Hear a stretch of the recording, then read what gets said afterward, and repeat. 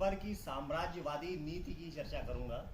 वैसे तो साम्राज्यवाद के स्वरूप भारत में कई रहे हैं। जैसे प्राचीन कालीन भारत की बात करें तो राजा जब अपने देश में सुख और शांति होती थी तो दूसरे देशों पर आक्रमण करता था और दूसरे देशों का क्षेत्रफल अपने देश में मिलाने से उसका यश और गौरव बढ़ता था।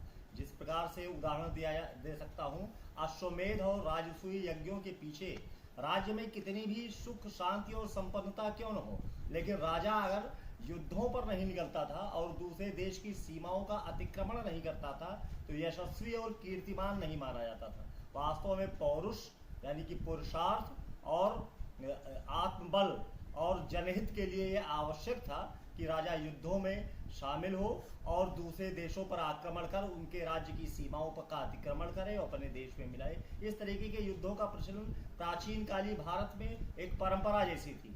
लेकिन जब मुस्लिम राज्य में आते हैं तो प्रारंभिक जो मुस्लिम राज्य है उसका जो मुख्य उद्देश्य है, जो जितने भी युद्ध दिल्ली सुल्तानों के अधीन या जब से पश्चिमोत्तर सीमा पर मुस्लिम आक्रमण होने लगे तो इन आक्रमणों के पीछे जो उद्देश्य था दुनिया में इस्लाम का प्रचार और भारत में कुफ्र यानी कि जो गैर इस्लामी लोग थे उनको इस्लामिक स्वरूप में परिवर्तित करने के उद्देश्य से युद्ध हुआ करते थे। और दिल्ली सुल्तानों का जो पूरा का पूरा कार्यकाल है इन युद्धों में लगा रहा। बलबन कहता है किसी राज्य को जीतना बहुत आसान है लेकिन वहां सुदृढ़ प्रशासनिक व्यवस्था स्थापित करना उतना ही कठिन काम है। तो यानी कि जो मौलिक उद्देश्य था कि राजा युद्ध करता, जो दिल्ली के सुल्तान हैं उन्होंने जो युद्ध किए, युद्धों के पीछे केवल कुफ्र को समाप्त करना और लूटपाट कर अपनी अर्थव्यवस्था को मजबूत करना। बीच में कई उदाहरण दिए जा सकते हैं, जैसे तैमूर का उदाहरण बहुत बड़ा है कि लूटने के उद्देश्य से आया और एकता तर्क देता है चूंकि कुफ्र समाप्त नहीं हुआ था तो इस देश में काफिरों को समाप्त करने के उद्देश्य से उससे युद्ध किया था। तो एक स्वरूप तो ये दिखाई पड़ता है यश और कीर्ति बढ़ाने का। दूसरा स्वरूप दिखाई पड़ता है कि इस्लामिक राज्य में जो काफिर हैं उनको समाप्त करने के उद्देश्य से युद्ध हुआ करते थे। और जो अकबर का समय है, अकबर ने भी एक समय आया कि युद्धों के पीछे तर्क देना आवश्यक हो गया। जैसे अकबर के जितने युद्ध थे तो उसमें कहीं न कहीं नैतिकता का भी प्रवेश होता है। जितने भी युद्ध हुए हैं उन युद्धों के पीछे कहीं न कहीं तर्क देने का प्रयास अबुल फजल ने अपनी पुस्तक में अकबरनामा में अकबर को उद्धृत करते हुए कई स्थान पर कहता है अबुल फजल कि स्थानीय शासकों की निरंकुशता से यानी कि दूसरे देशों में जो अन्याय हो रहा है उस अन्याय को दूर करने के लिए अकबर युद्ध करता है। अकबर का जो साम्राज्य है बहुत बड़ा है, 19-20 बहुत बड़े बड़े युद्ध लड़े और संपूर्ण भारतवर्ष को अपने नियंत्रण में लिया।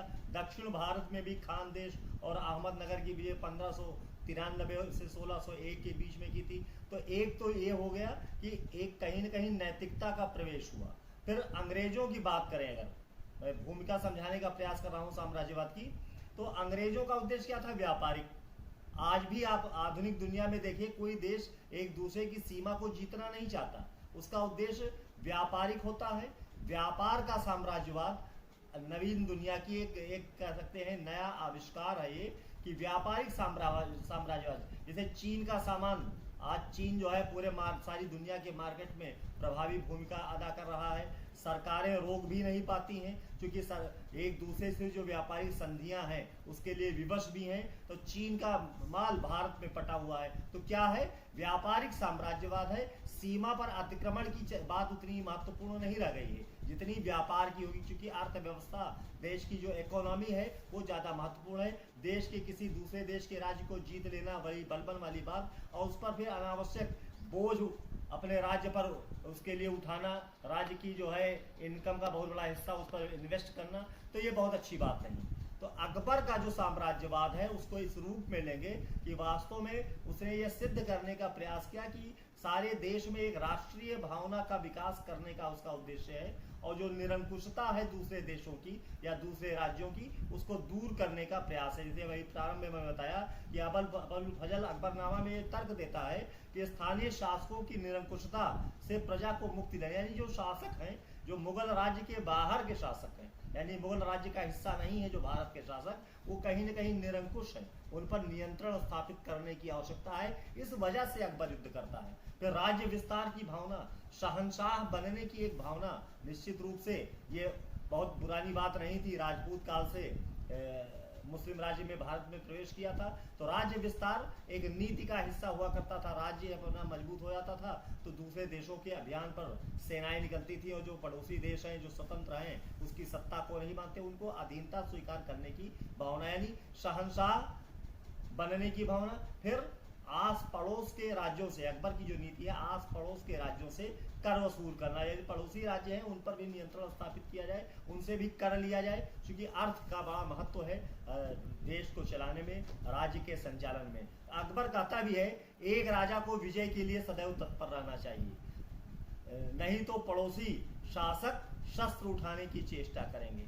अगर आप जो है, जैसे बैलेंस ऑफ पावर की बात की जाती है, परमाणु बम की बात करती है, अगर भारत के पास परमाणु बम है, पाकिस्तान के पास परमाणु बम है, तो पाकिस्तान का परमाणु बम तो विध्वंसक है, वो धमकी देने की बात करता है, लेकिन भारत का जो परमाणु जो कार्यक्रम है या परमाणु शक्ति है, वो बैलेंस ऑफ पावर बनाती है। या दुनिया में जितने परमाणु शक्ति संपन्न देश हैं, न्यूक्लियर पावर हैं, उनके सामने कम से कम एक बैलेंस हो, एक शक्ति संतुलन हो, कि उनकी भी हिम्मत न पड़े। अगर वो कभी आक्रमण की हिम्मत करे, पाकिस्तान जैसे क्षुद्र मानसिकता वाले देश, तो भारत हमेशा इसके लिए तैयार रहे। तो बैलेंस बनाना जरूरी है, यानी पड़ोसी शस्त्र उठाने की चेष्टा न करे, हम इतने ताकतवर बने कि पड़ोसी हिम्मत न करे। अकबर ऐसे एक बात और कहता है, जो सामान्य रूप से सारी सेनाओं, सारी दुनिया के सिद्धांतों, युद्ध नीति के सिद्धांतों में लागू होता है, फौज को सदैव युद्ध में व्यस्त रहना चाहिए। युद्धाभ्यास के अभाव में सेनाएं प्रमादी व विलासी हो जाती हैं, सैनिक प्रमादी व विलासी हो जाते हैं, स्वाभाविक है।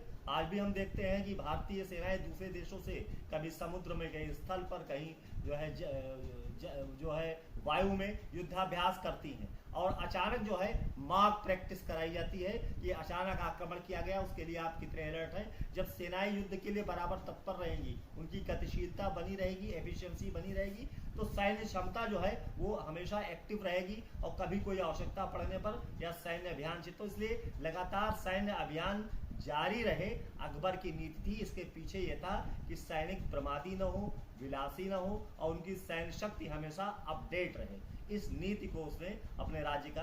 फिर एक बात और कहता है, मानी जाती है अकबर के साम्राज्यवादी सिद्धांत में, देश प्रेम और मानवतावादी भावनाओं से उत्तर भारत का देश प्रेम और मानवतावादी भावनाओं से उत्तर भारत का स्वामी बनने के पश्चात अनुप्राणित हुआ। उत्तर भारत में जिस तरीके से देश प्रेम और मानवतावादी भावनाओं का विकास उसने किया था, तो ये भी स्वामी बनने के लिए एक प्रेरणा उसको मिली थी कि पूरे हिंदुस्तान को, एक चर्चा की जाती है, बहुत जो है महत्वाकांक्षी शासक था दिल्ली का सुल्तान खलजी शासक अलाउद्दीन खलजी। अलाउद्दीन खलजी ने 1296 से 1316 यानी 20 वर्षों तक शासन किया। पहला व्यक्ति है जिसने दक्षिण में अभियान छेड़ा था। दिल्ली सुल्तानों में या दिल्ली के मुस्लिम शासकों में पहला व्यक्ति है जिसने दक्षिण भारत में प्रवेश किया था, और दक्षिण के सुदूर पांड्य राज्य तक उसने आक्रमण किया और परास्त करके सुंदर पांड्य और वीर पांड्य के मामले में हस्तक्षेप किया, वीर बल्लाल के मामले में हस्तक्षेप किया, इसी तरीके से राजा रामचंद्र देव देवगिरी को हराया। तो उसके जो भी दक्षिण भारत के अभियान है, उसका पर्पस ये था कि टैक्स वसूलना। तो ठीक वैसे ही मनोवृत्ति अलाउद्दीन खलजी की पहले थी।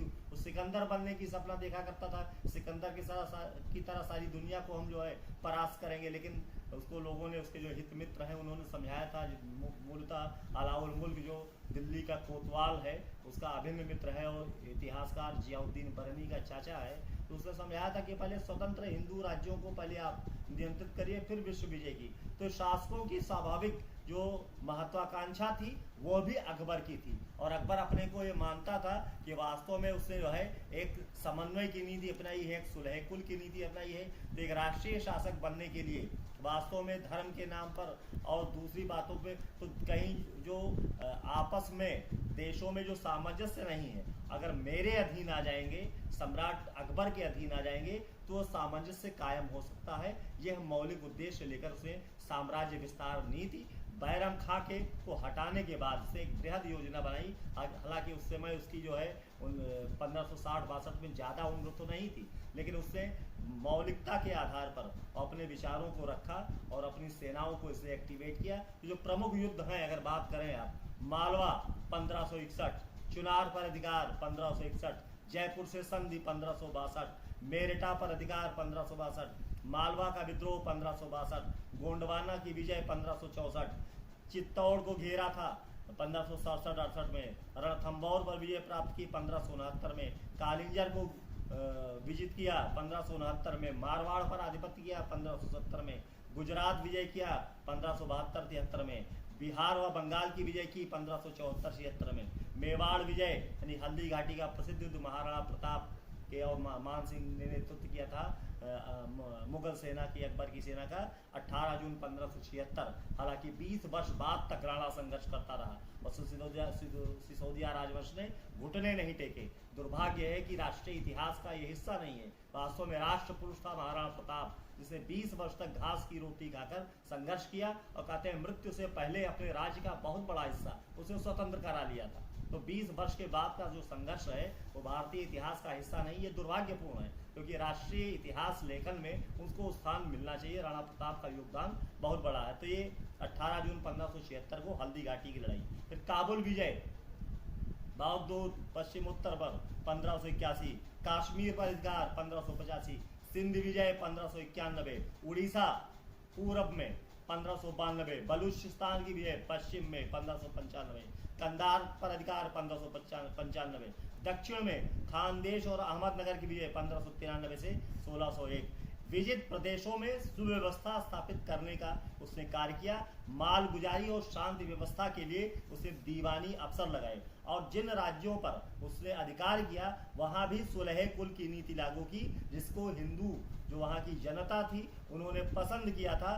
धार्मिक उदारता यानी धार्मिक रूप से जिस तरीके से दिल्ली सुल्तानों के अधीन राज्य को दबाया गया था, धार्मिक आधार पर यहाँ की बहुमत प्रजा को दबाकर और एक मुस्लिम राज्य स्थापित करने का विचार लेकर दिल्ली सुल्तान चले थे, वो विचार अकबर के नहीं थे, क्योंकि विजित राज्यों पर उसने इस्लाम को थोपा नहीं और सहनशीलता और उदारता का परिचय दिया। और सभी प्रांतों में राष्ट्रीय शासक इसीलिए माना जाता है, पहला व्यक्ति है एक जैसी शासन प्रणाली संपूर्ण अपने मुगल साम्राज्य में लागू करने का प्रयास किया। इससे राष्ट्रीय सहयोग की भावना का विकास हुआ। यह है अकबर की साम्राज्यवादी नीति। धन्यवाद।